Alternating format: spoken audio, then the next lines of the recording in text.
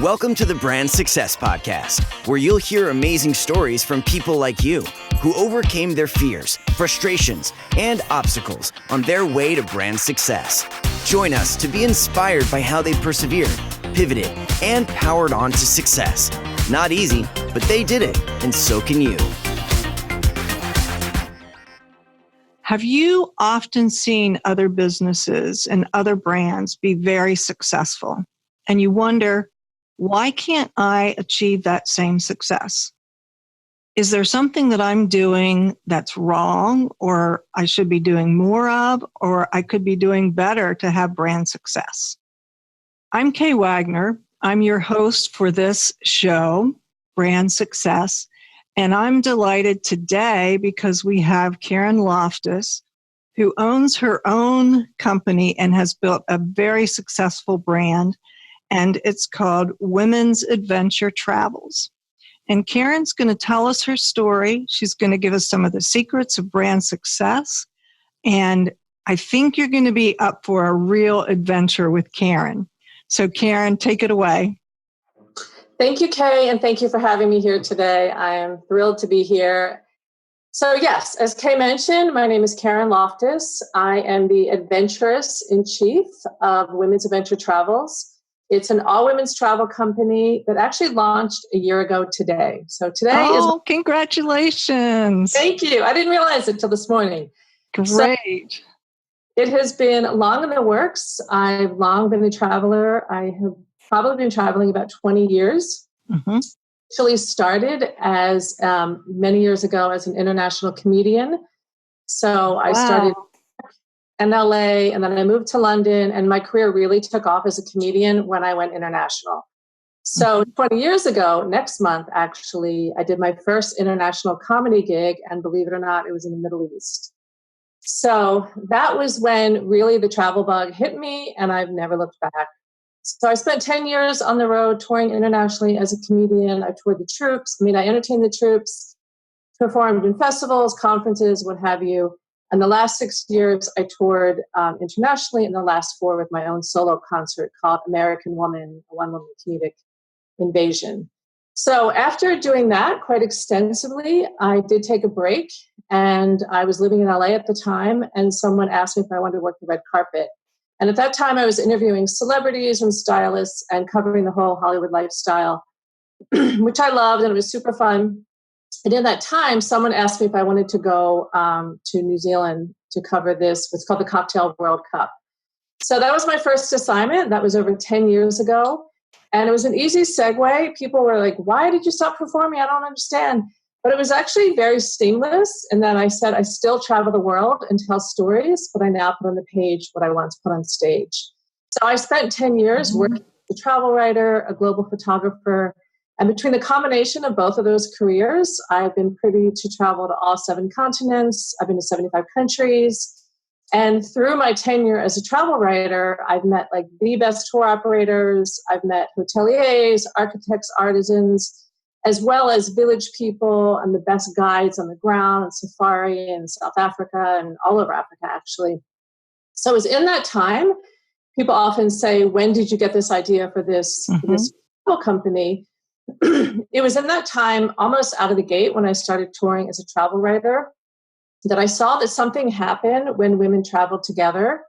And if you ever read the book Reviving Ophelia, Ophelia in Shakespearean time danced and twirled with her dresses and was really unaware of anyone else and had this real spirit and joie de vivre about her. And then once she went to high school and was surrounded by boys, in this book anyway, she kind of went in and didn't allow that Ophelia to fly. And I noticed that in these trips. I did many different types, probably 200 assignments as a travel writer. And I noticed something that happened when it was all women. This magic happened where women, the laughs got louder, they got bigger, the conversations got richer and more interesting. Instead of being self-conscious, I found that women became self-empowered or self-aware. And this mischief and just this magic happened that I just realized out of the gate, I want to create my own all-women's travel trips. So when I launched a year ago, it was no surprise to many of my friends and people that I knew in the industry. They're like, oh my gosh, you've been talking about this for years. So it was something that was very long in the making. There is a big trend right now that is really buzzing. You see it in the New York Times, Washington Post, Travel and Leisure. A lot of the big travel pubs have written about this surge of all women's travel. So it's a big trend that's happening. I do think that I bring something very different to the table. Being an international comedian, also at that same time, I launched a nonprofit years ago when I was in LA called Body Comedy. And I worked with survivors of violence, women and girls, thousands of people in nearly a 10-year period. And I used humor to heal, and I did yoga, meditation, sound, this whole program that I developed. I've been in many documentaries and what have you, traveled around the world doing that as well as touring as a comedian. So bring that sensibility to the table, as well as having a discerning, well-curated eye to design these fabulous trips. I knew how to tour myself, and I was toured theatrically in plays and productions. I was a playwright, what have you. So I bring that sense, and I bring this love of women and celebrating women and bringing women up. As we say at Women's Adventure Travels, we inspire women to empower themselves and others through travel. So I'm not jumping on some trendy feminine thread that seems to be happening right now. This passion for women and bringing women up goes back 2 decades for me. As a feminist playwright, as an international comedian, very often I was the first or one of the first female comedians in many of the countries that I performed in. And women would come up to me in traditional wear all over the world and say, "You're saying everything that I'm thinking." And I would say, "You don't need a mic to say what I'm saying." So the sense of empowerment, entertainment, celebration, helping women, empowering women, producing great events. When I was the journalist in LA, I also created a company called LoftusStyle Lounge. And through my travels, I found designers from all over the world, and I would bring them back to Los Angeles and produce these events and invite celebrities, all the top TV people, stylists from all the shows, all the entertainment shows, as well as the TV shows, and media. And I would help companies brand. So speaking of branding, I would help them brand, either launch in the US, relaunch or rebrand, or strengthen the brand through celebrity branding and product placement in TV and film and on influencers, essentially.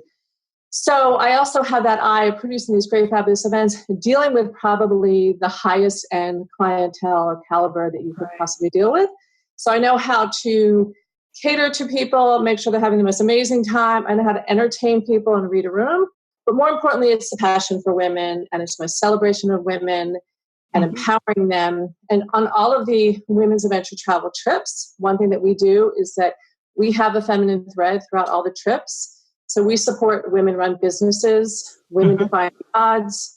So it could be an owner of a hotel, as well as us supporting a village woman who's selling her wares or her artisans. So we really celebrate there is a feminine thread throughout all of the trips. And additionally, when I launched last year, I was thrilled and really, really happy. But months went by and I realized there is something missing. And I think it's important if you have a brand to constantly revisit, especially if you're an entrepreneur, you're by yourself, you need to be reflective. And at the end of the day, as much as you take back feedback, I think it really resonates with you, what's working, what's not working. And it was this summer or late spring that I realized I was missing that give back that is inherent in me, having a nonprofit for 10 years. Comedy Central was my sponsor with Body Comedy. And it suddenly occurred to me, I want to implement a 5% give back factor. So in every Women's Adventure Travel trip on our set departures, if you go on our trip, 5% of the profits goes directly back to the community or the country, whichever serves better. And additionally, I'm working with a lot of nonprofits that are reaching out to their communities about women's adventure travels. And anyone that comes through that funnel, we give an additional 5% directly back to that nonprofit and that charity. So I call this a double dip on a trip. So 2 hands are stronger than one. So we give 5% automatically wherever we go, and then 5% if it comes through referral. We do a lot of custom travel as well. So if someone comes into the website and says, I want to do a trip, and they're not doing a set departure, they come through a nonprofit referral, they come through a friend or online, we take that 5%, we commit 5% no matter what, and I have a handful, 5 is the lucky number, that we support throughout the year. And at the end of the year, we divvy up that 5% to the 5 different charities that we give. And it will rotate and change, like Women for Women, Right Org, a number of organizations, domestic and international. So I feel like that's a pretty big difference. My sensibilities, my eclectic background, my passion for women, bringing women up, really 3 tenets of our business at Women's Adventure Travels. It's all over our logos. You'll see it and hear it all the time. Is community, empowerment, and story. So the community, similar to what I just talked about, but more boots on the ground. We call ourselves the Deep Dive Tribe. So we dive into the local community. It might be really bespoke travel, beautiful, well curated, great properties, great food. But we also dive into the communities, meet the local women. I have all these different setups where we have tea with them and we make meals with them. It's very authentic. It's not like a human zoo. It's very much working with the local community, meeting them, getting to know them. Empowerment, again, women being empowered. And I believe in travel and the exchange of change. So wherever we go, I will never be the same, and nor will they. So there's this exchange of change, empowerment that happens on all sides of the travel sphere. And then story, there's just great stories, whether we are sitting around a campfire, the women on the trip, the women that we're meeting, other people. So those 3 tenets are interwoven throughout the trip. So again, that is what I feel makes me different, or Women's Adventure Travel is different. So when people often ask, about my background, which I just covered quite a bit. Right.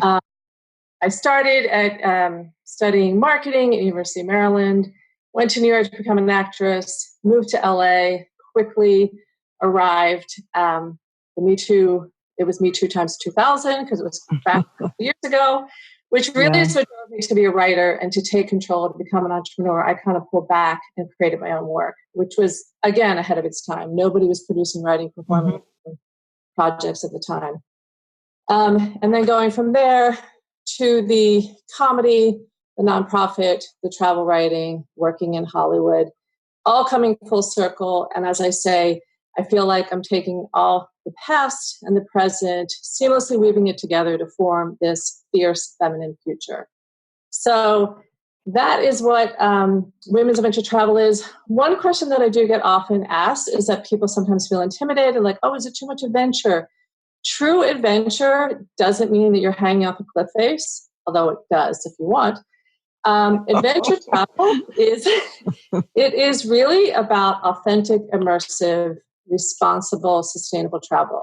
So that means that, yes, there is movement. I'm passionate about that, about the outdoors, conservation, wildlife, animals. On these trips, adventure means being outside, being active. It could be taking a hike. It could be, cycling, what have you. So it also means dealing with the local community, being immersive, doing, artisans, local cuisine and food. So please don't feel intimidated if you think, well, I'm not really adventurous. Every single one of our trips, the adventure is also designed that you can push the pedal or release. So you could sometimes stay back at the property or move forward. So it is really, I curate these, but I also have designed it in a way that you can actually do your own curating once there. So please don't be intimidated, but I am very passionate about mind-body connection, and that if you do take some challenges or step out of your comfort zone, it really does, when you turn something, you maybe take up a challenge, or you hike at a higher altitude, or you cycle, or maybe you do rappel in a canyon, or something you couldn't even imagine. It is amazing the support that women will give each other, and the empowerment that you have in your body will affect your mind. So body, mind, spirit, it's all connected. So that is something I am very passionate about. Let's talk about your brand specifically.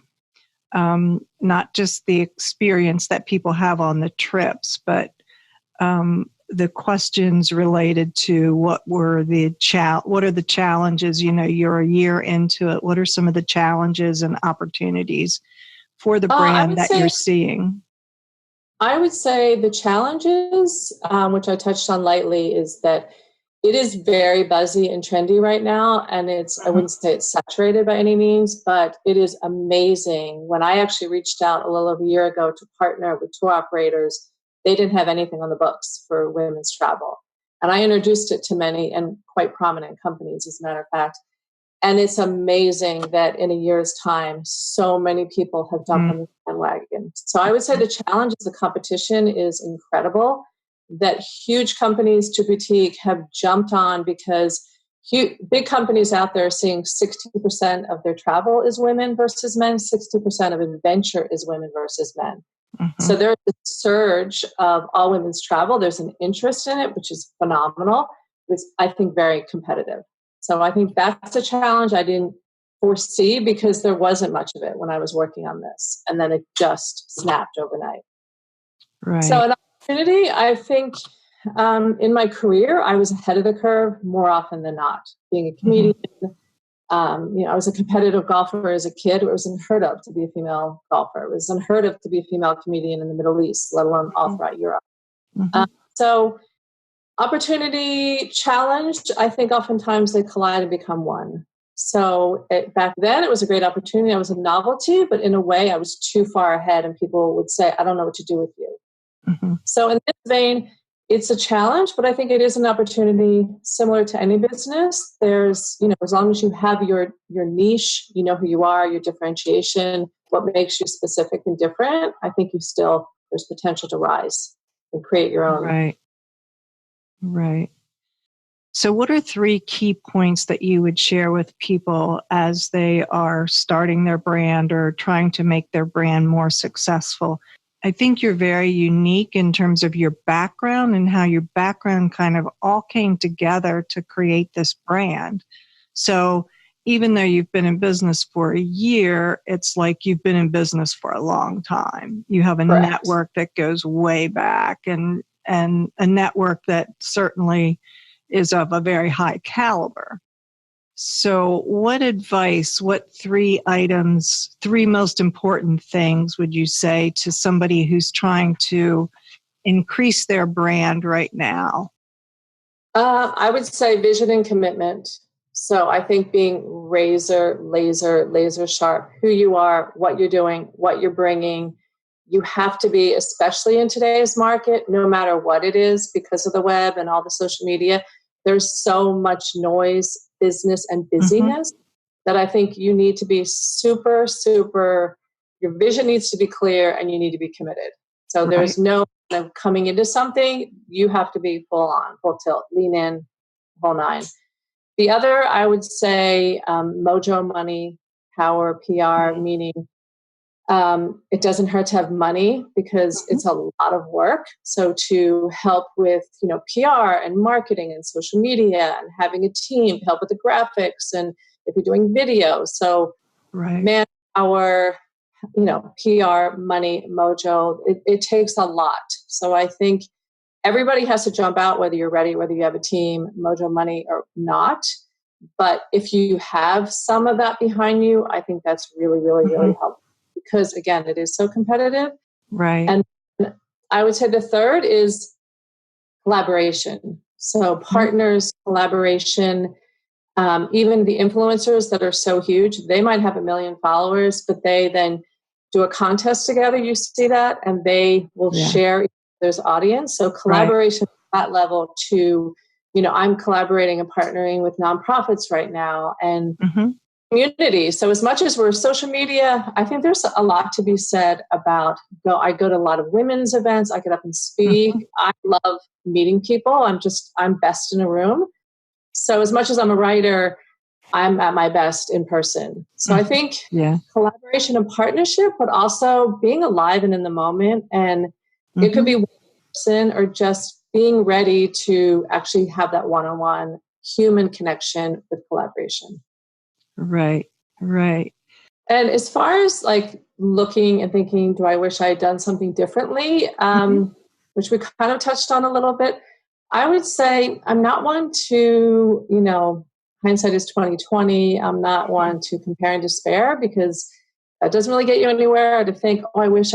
I don't really regret. I typically learn and move forward. So again, I wish I had a huge team out of the gate, but I have slowly built my team in this year. So I would say I wish I had the team that I have now the day I launched a year ago, but I'm so grateful that I have a great team that seems to be organically building. I'm attracting the right people, and I love the people I'm working with, the people that are working with me. So, so I don't know that I would have done anything differently per se. As far as looking forward and what does the future hold for me, right. it would be a continuation of building this brand and in many of the different multimedia aspects. So I'm launching a Twitter chat in October. I had one, a very vibrant one on Twitter, Women's Adventure Travel Chat, WATC. I'm relaunching a Women's Adventure Chat, but I'm calling it Say What. So our moniker for Women's Adventure Travel is WAT. So hashtag Say What is our Twitter chat, and I'm launching a podcast October as well, and that's Say What. So WAT. So and then I'm going to be more robust on the site. I've been so busy building the business and doing so much that I've been doing a lot of photo and visual collateral, and now I'm into YouTube, which I'm absolutely loving. So I want to build the YouTube and video as well as more writing on the site. And then we are working with a few companies right now. So we'll see what happens in terms of film and TV, which is entertainment's my passion. It's who I am. So that would be the ultimate to actually have a few of these projects kick off. So, so I'm pretty excited. So I think you could be a really good candidate for a reality show. Yes, that's the hope. Yeah. Yes. So, worked with a few different companies. I mean, that's my background. So, taking what this is, the tour company, and actually taking it on the road. Right. Yeah. So just a couple questions for you to dig into some things about, what you've been talking about with your brand and your background. And just because I'm curious for myself, what is your favorite destination? Everybody says that, and it sounds hokey, but I say it's like choosing children because I do love them and different reasons. I can't say I hated that place because they're part of my travel babies, but I have a huge passion for Africa. So to me, when I'm in Africa, and I've been to, I think, 12 countries. So I just, something there that you just feel like you step off and you just fall off the side of the earth into this lovely place. And the beauty, the physical beauty is unbelievable. The wildlife, the people have a joy that is unconditional, and it's something we all could take into our lives. And I just love the culture. And so South Africa, I love. I've been many times. Similarly, I just was in Kenya for the first time. I absolutely love that. So Africa, I'm very passionate, many parts of Africa, and probably India. It's massive. So I feel like I've only scratched the surface in 2 trips, but I think it's just an incredible old world culture and history. And again, the animals and the villages, it just makes you stop and slow down and just take life at a different level. Right. So you can get away from the craziness for a while and be off the grid. Yes. And that's the other thing I think with these trips is that, we're all 24/7 with social media, but I think women, the multitasker with the personal, professional commitments, kids or relationships or jobs, that's why the magic is so full tilt. It's just put that away and just be in nature, be dialed down, get off the grid, have this great adventure, moving outside or sitting by the pool, getting massages, being active, meeting people. I think it's just like takes you right into the moment and the here and the now, and just magic can happen. I think too that, and I'm just curious about your take on this, but what you're talking about taps into kind of this human need to have an experience and to be part of a community in which you feel very accepted and you feel like you're a part of, whether it's creating something or enjoying something, but that I think we all have that human need, and you're doing that. You're creating that for people, for women. Right. So experiential travel is rather than sitting back and, sitting by the pool, which there's nothing wrong with that. But then sitting back, it's actually going to these destinations and diving in. And I think we're so disconnected with social media and what have you, that there's there's nothing, again, quite like you go to a village and people look you in the eye and they're happy that you're there and you sit around the fire and you have conversation. Right. Or even in Tuscany, more, sophisticated or contemporary cultures that you sit around the table, and I find like no one's on their phone and you have these long, luxurious meals and good time. There's very sophisticated cities in Africa as well. I'm thinking villages. But so there's just something, and I think we all do it when we travel, and it's that how do you take a travel person and bring it home? And of course we can't be that at home, but how do you take that spirit and bring it back? And I think that's what helps to resonate, and there lies the gift that you take with you. The great memories, but also kind of a recalibration, reset, dialing it down, realizing what's important, and then also feeling that change. You took a challenge, you met people, you went somewhere you've never been, you talked to people you've never met. That changes you.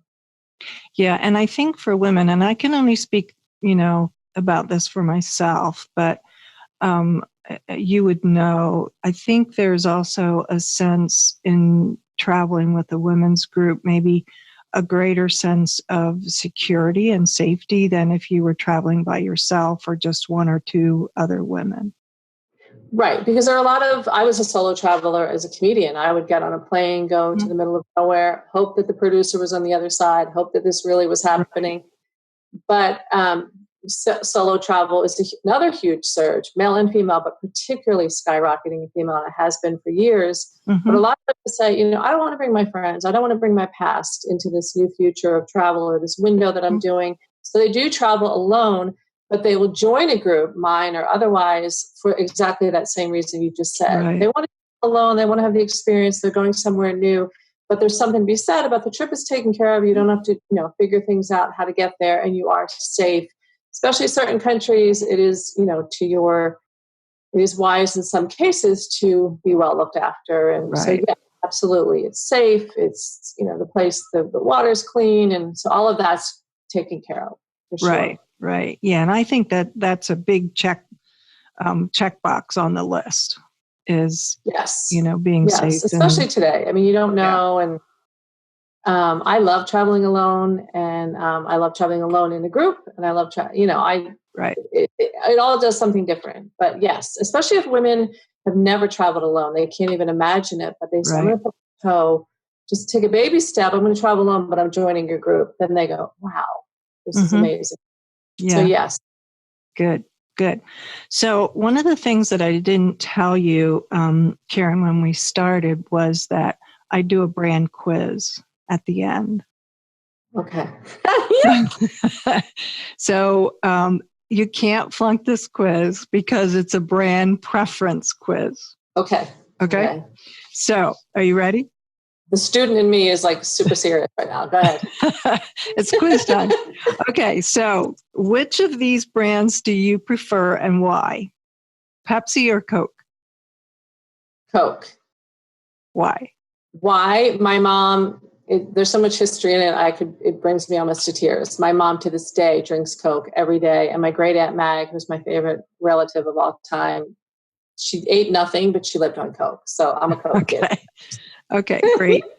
BMW or Mercedes?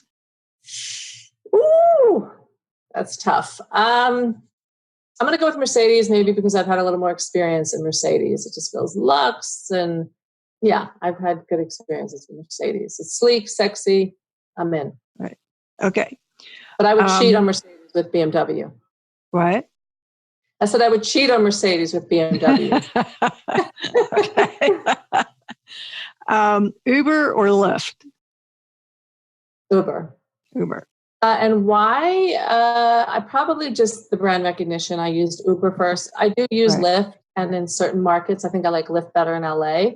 And also, having traveled all over the world, there is more Uber available than Lyft. So good to go either way, but I probably use Uber more, and it's more prolific. Right. Okay. iPhone or Android? Oh, iPhone. Because I like the camera. Although all the cameras are getting so good right now, and I guess maybe it's also goes back to the Coke mentality. It's like what you know. So I know it. We're good friends. We've had a nice. You're loyal, right? Okay. Yes. So this is not a brand preference question, but this is the last question in the quiz. There was recent research study that came out, and they listed all of the most loved brands in America in 2019. And what do you think the number one most loved brand, most used brand in America is today? Apple? Close. They're in the top 5, I think. So this brand... Netflix. This brand, you can get anything you want from this brand. Oh, Amazon. Ding, ding, ding. Yep, you got it. Yes, of course. Of course. Coming back. Yeah. Over right now, it's right here. I see it. So great. I just want to say 2 things. One is I'm a graduate of the University of Maryland. Oh, I love that. Way back when.